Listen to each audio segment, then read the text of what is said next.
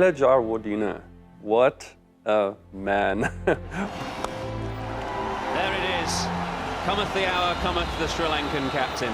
One of the first things that captured my eye when I saw Mahela was the silkiness of his batting, the smoothness, his inside-out shot over cover, extra cover. That's glorious.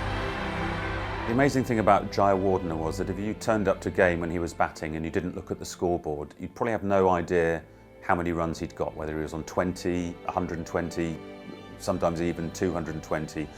He often batted in second gear. You know, some batsmen have this idea that you have to go through the gears, so you get to 100 and you suddenly play a big shot and you might get out, but Jayawardena wasn't like that. He scored 34 Test hundreds, and of those 34, 16 of them were 150 or more. 7 of them were double hundreds, and in one instance he went on to get 374 against South Africa. So when he got in, he stayed in. Look, the first memory that pops into my mind is Sri Lanka, playing in Colombo. He almost broke a world record, and it was just marvelous to watch. He smoked us to every corner of that ground, and I remember our team talk at one stage was just not about how we were going to get him out, it was just to stop him from breaking a world record. At that point we knew the game was gone. But it just shows the impact that Mahela had. He was terrific in partnership with Kumar Sangakkara, two of my favourite players to watch bat, even when I was playing against them. When you look at Sri Lanka's success story since they became a Test nation in the early 1980s, it's very easy to fixate on the wickets taken by Muttiah Muralitharan. But even Murali needed runs to bowl at, and more often than not those runs came from Kumar Sangakkara and Mahela Jayawardena. And it's quite appropriate that the all-time Test record partnership for any wicket was between Sangakkara and Jayawardena. So to have them both now in the ICC's Hall of Fame feels absolutely right. They were inseparable on and off the field. Goes offside, save your legs.